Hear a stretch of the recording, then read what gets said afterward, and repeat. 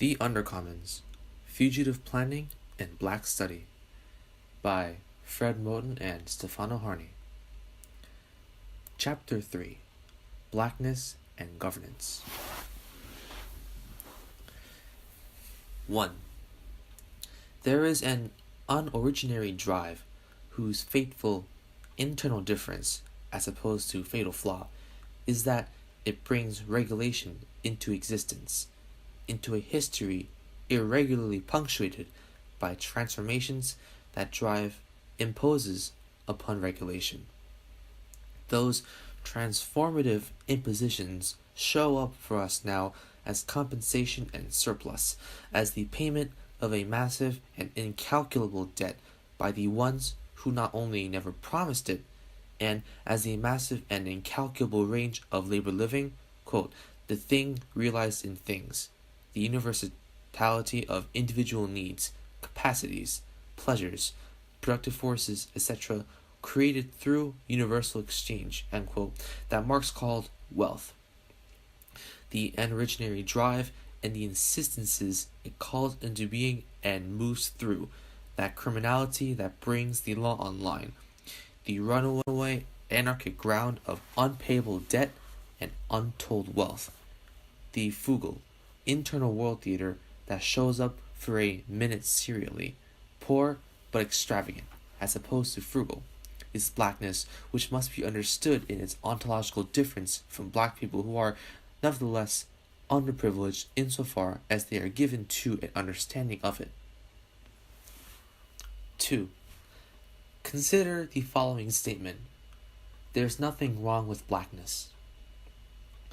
What if this were the primitive axiom of a new black studies underived from the psychopolitical pathology of populations and its corollary theorization of the state or of state racism, an axiom derived, as all such axioms are, from the runaway tongues and eloquent vulgarities encrypted in works and days that turn out to be of the native or the slave only insofar as the fugitive is misrecognized, and in bare lives that turn out to be bare only insofar as no attention is paid to them, only insofar as such lives persist under the sign and weight of a closed question?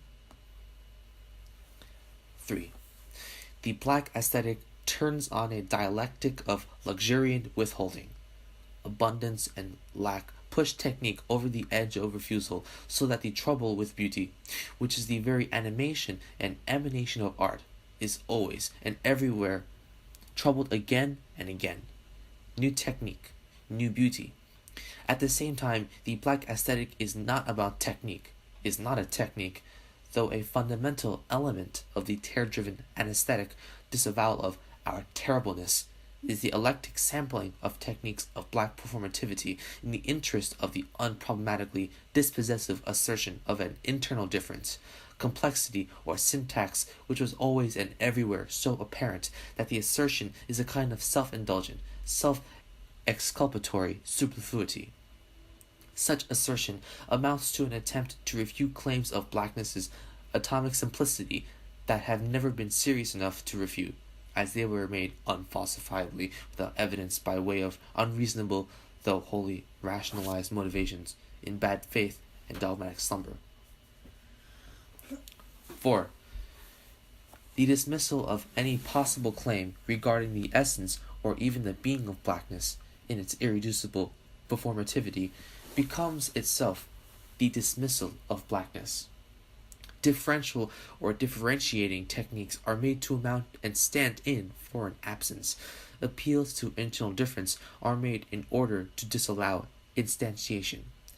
Abstraction of or from the referent is seen as tantamount to its non-existence.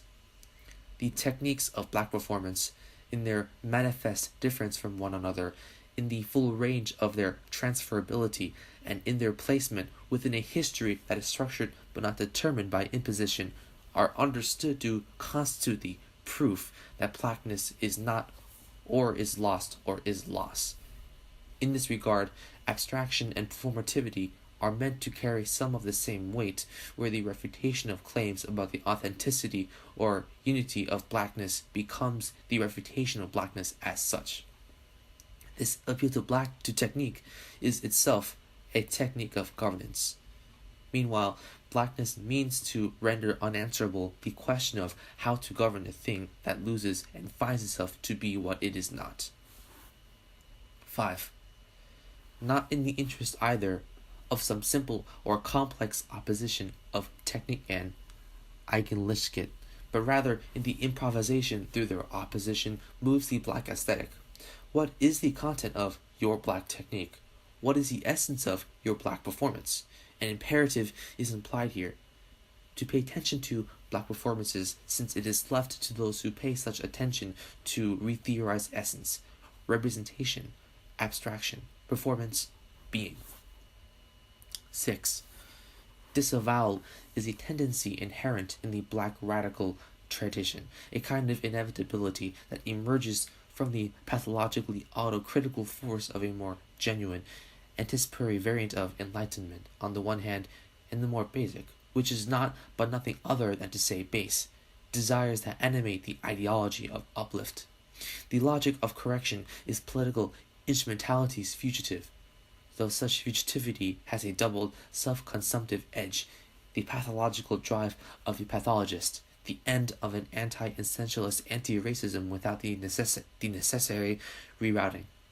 Such instrumentality can very quickly turn sour or get turned out in the interest of empire, artists against art in the interest of gold, prefabricated knockoffs, which with ready-made provinces of a certain New York intellectuality, a state of mind, a state mind, a mind of the United States of exception, of the unoriginal gangsters of the American century who stole modern art from the ones who stole away as modern art. The moving, motley, sculptural, animated, theatrical things. 7. But blackness still has work to do, to discover the rerouting encoded in the work of art, in the anachrogeographic reset of a shoulder, in the quiet extremities that animate a range of social chromaticisms, and especially in the mutations that drive mute, labored, music to speech, as it moves between an incapacity for reasoned or meaningful self-generated utterance that is, on the one hand, supposed and, on the other hand, imposed, in a critical predisposition to steal away. In those mutations that are always also a regendering or transgendering, as in Al Green's errant falsetto or Big Mabel's bass, which is not but nothing other than basic growl, and in between that impropriety of speech that approaches animality, and a tendency towards expropriation that approaches criminality, lies blackness, lies the black thing that cuts the regulative, governant force of the understanding, and even of those understanding of blackness to which black people are given, since fugitivity escapes even the fugitive. 8. The work of blackness is inseparable from the violence of blackness. Violence is where technique and beauty come back, though they had never left. Consider technique as a kind of strain, and consider the technique that is embedded in and cuts techniques, the Fanonian as opposed to Artadian cruelty. The internal difference of blackness is a violent and cruel rerouting, by way and outside of critique, that is predicated on the notion, which was given to me, at least by Martin Luther Kilson Jr., that there is nothing wrong with us, precisely insofar as there is something wrong, something off, something ungovernably, fugitively living in us that is constantly taken for the pathogen it instantiates. This notion is manifest primarily in the long, slow motion, the series of tragically pleasurable detours, of the immediate of improvisation, which is something not but almost nothing other than the spontaneous, a rerouting that turns away from a turning on or to itself. The opposition of Fanonian and Artadian cruelty is an itineracy that bridges life and blackness, movement towards and against death, and its specific and general prematurities, and the willingness to break the law one calls into existence constitute their very relationality. But what's the relation between willingness and propensity? And what's the difference between flight and fatality? What are the politics of being ready to die? And what have they to do with the scandal of enjoyment? What is premature death? What commerce ensures between what Jacques Lacan identifies as man's specific prematurity of birth and what Hussein Abdilali Bulhan identifies as the specific and irreducible threat of prematurity of death and blackness? 9. Addressing these questions demands some attempt to discover how blackness operates as the modality of life's constant escape and takes the form, the held and errant pattern of flight. So we've been trying to find out how the commons cuts common sense, the necessarily failed administrative accounting of the incalculable. That is the objective of enlightenment self-control, and trying to get with that undercommon sensuality that radical occupied elsewhere, that utopic undercommon ground of this dystopia defunct up there, and now of this anacentric particularity that we occupy and with which we are preoccupied. It must be that in exploring the black market underside of this constant economy of misrecognition, this misery cognition, it will be possible to discover the informal, form-giving pleasures of the content economy. Because we're in love with the way the beat of this slum-like dietic circle flies off the handle, how event music, full of color, blows up the event horizon, how the sound waves from this black hole carry flavorful pictures to touch, how the only way to get with them is to sense them. This information can never be lost, only irrevocably given in transit. We could never provide a whole bunch of smooth transitions for this order of ditches and hidden spans. There's just this open seriality of terminals in off transcription. Some people want to run things. Other things want to run. If they ask you, tell them we are flying. Knowledge of freedom is in the invention of escape, stealing away in the confines, in the form of a break.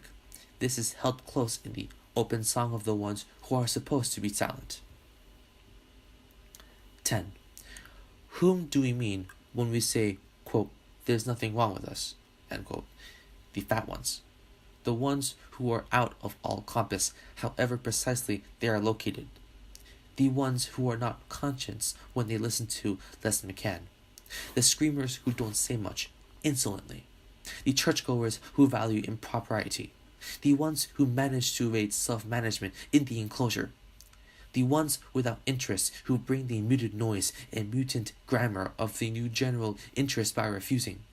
The new general intellect extending the long extragenetic line of extra-moral obligation to disturb and evade intelligence.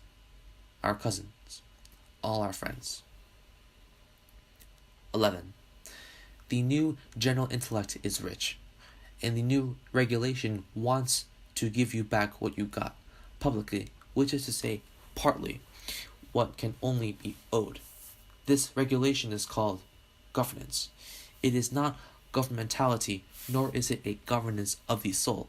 It must be described in its inscription in that criminality that doubles as debt, that doubles the debt, that twists in inscription, that torques. Nicholas Rose had it wrong. Governance is not about government, and Foucault might have got it right. But how could he know if he could not find the priority of what he knew in North Africa? Governance is the wit of the colonial official, the CIA woman, the NGO man. Will we be in on the joke now that we know governmentality so well? We can all read it like a book. Nothing goes on behind the backs of the new cynicism, except we need to remind Paolo Virno of what always went on beyond cynicism, what was always without home and shelter, was always outnumbered and outgunned. Will we be in on the joke of religion, of white trash, or the joke of development, of Marxism? When Gayatri Spivak refuses to laugh, she is told she wants to deny the workers their cappuccini. She holds out for reduction against the insider trading of domination. She holds out for a reduction against the coercion that exploits what it cannot reduce to an invitation to governance. Still, the invitations arrive through the smirk of governmentality by all, or on the severe and serious brow of democratization. Critique and policy. No wonder Rose thought governance was about government. Worse, some say that governance is merely an management neologism, a piece of old-fashioned ideology. Others think governance is simply a retreat to liberalism from the market fundamentalism of neoliberalism. But we want to reduce it up to a kind of state thought, a form of thought which for Gaius Deleuze and Felix Guattari supported the rendering and hoarding of social wealth.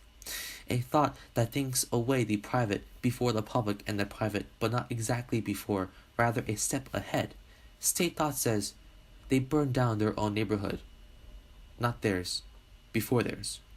But when nobody writes about the state anymore, because governance is too clever for that, governance invites us to laugh at the state, to look back at it, its political immaturity in the face of governmentality by all, its dangerous behavior, its laziness, its blackness, which means really the exhaustion of blackness thought by the state and the new way to steal from the stolen, who refuse to give up their secret of thieving with their theft, the secret of their thieving of their theft. In the newest of language of the social sciences, we might say that governance is generated by a refusal among biopolitical populations, or perhaps by the self-activity of immaterial labor.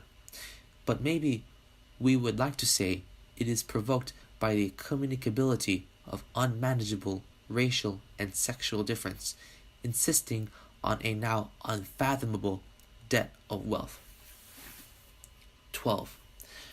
Governance is a strategy for the privatization of social reproductive labor, a strategy provoked by this communicability, infected by it, hosting and hostile.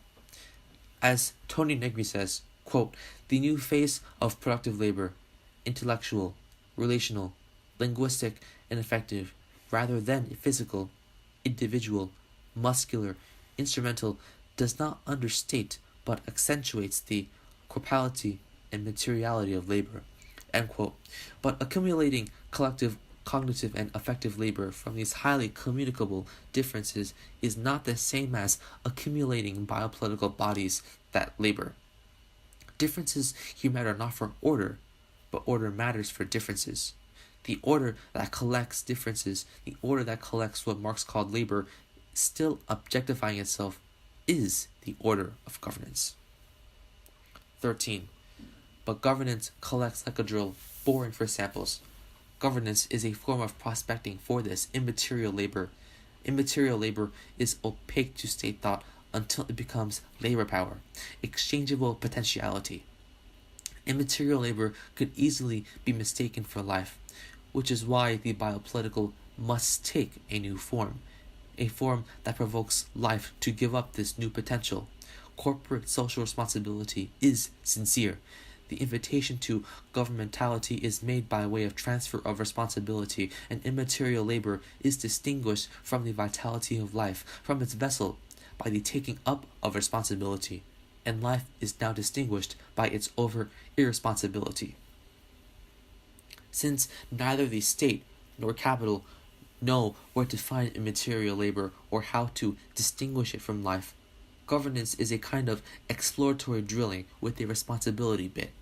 But this drilling is not really for labor power. It is for politics, or rather, as Tiziana Terranova suggests, it is for soft control, the cultivation of politics below the political. The slogan of governance might be not where there is gas, there is oil, but where there is politics, there is labor. A kind of labor that might be provoked, in the words of critique, or grown, in the words of policy, into labor power. But this labor as subjectivity is not politics to itself.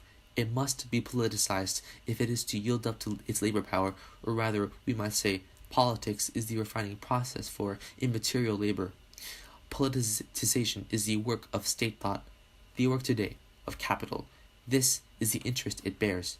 Interests are its lifeblood, its labor. 14. Governance operates through the apparent auto-generation of these interests Unlike previous regimes of sovereignty, there is no predetermined interest, no nation, no constitution, no language, to be realized collectively. Rather, interests are solicited, offered up, and accumulated. But there is a moment so close to life, to vitality, to the body, so close to no interests, that the imposition of self-management becomes imperative. That imposition is governance. 15. Governance then becomes the management of self-management. The generation of interests appears as wealth, plenitude, potential. It hides the waste of the raw immaterial and its reproduction in the flurry of its conferences, consultations, and outreach. Indeed, within the firm, self-management is distinguished from obedience by the generation of new interests in quality, design, discipline, and communication. But with the implosion of the time and space in the firm, with the dispersion and virtualization of productivity, governance arrives to manage self-management, not from above, but from below. What comes up then may not be value from below, as Tony Negri calls it, but politics from below, such that we have to be wary of the grassroots and suspicious of the community.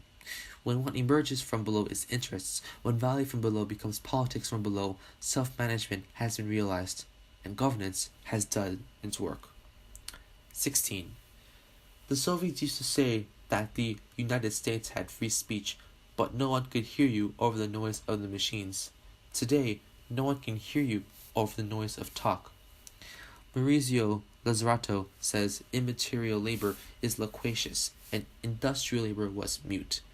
Governance populations are gregarious. Gregariousness is the exchange form of immaterial labor power. A labor power summoned by interest from a communicability without interest, a viral communicability, a beat. The compulsion to tell us how you feel is the compulsion of labor, not citizenship. Exploitation, not domination, and it is whiteness. Whiteness is why Lazzarato does not hear industrial labor. Whiteness is nothing but a relationship to blackness, as we have tried to describe it here, but in particular a relationship to blackness and its relationship to capital, which is to say the movement from muteness to dumb insolence, which may be by way of bringing the noise. But the noise of talk, white noise, the information-rich environment of the gregarious, comes from subjectivities formed of objectified labor. These are the subjectivities of interests, subjectivities of labor power, whose potentialities are already bounded by how they will be spent, and mute to their blackness. This is the real muteness of industrial labor, and it is the real gregariousness of immaterial labor. Governance is the extension of whiteness on a global scale. 17. NGOs are the laboratories of governance. The premise of the NGO is that all populations must become gregarious, and the ethics of the NGOs, the dream of governance in general, is to go beyond representation as a form of sovereignty to auto-generating representation in the double sense. Those who can represent themselves will also be there who represent themselves as interests in one and the same move, collapsing the distinction. The NGO is the research and development arm of governance, finding new ways to bring to blackness what is said to lack, the thing that cannot be brought. Interests. I don't want to speak for those people is the mantra of governance. 18. Governance is the putting of work to democracy. When representation becomes the obligation of all, when politics becomes the work of all, democracy is labored. No longer can democracy promise the return of something lost in the workplace, but rather becomes itself an extension of the workplace. And even democracy cannot contain governance, but is only a tool in its box. Governance is always generated, always organic to any situation. Democracy sits badly in many situations and must be worked at, made to appear as natural as governance, made to serve governance. 19. Because governance is the enunciation of universal exchange, the exchange through communication of all institutional forms, all forms of exchange value with each other is the enunciation of governance. The hospital talks to the prison, which talks to the university, which talks to the NGO, which talks to the corporation through governance, and not just to each other, but about each other. Everybody knows everything about our biopolitics. This is the perfection of democracy under the general equivalent. It is also the enunciation of governance as the realization of universal exchange on the grounds of capitalism. 20. Governance and criminality, the condition of being without interests, come to make each other possible. What would it mean to struggle against governance, against that which can produce struggle by germinating interests? When governance is understood as the criminalization of being without interests, as a regulation brought into being by criminality, where criminality is that excess left from criminalization, a certain fragility emerges, a certain limit, an uncertain imposition by a greater drive, the mere utterance of whose name has again become too black, too strong,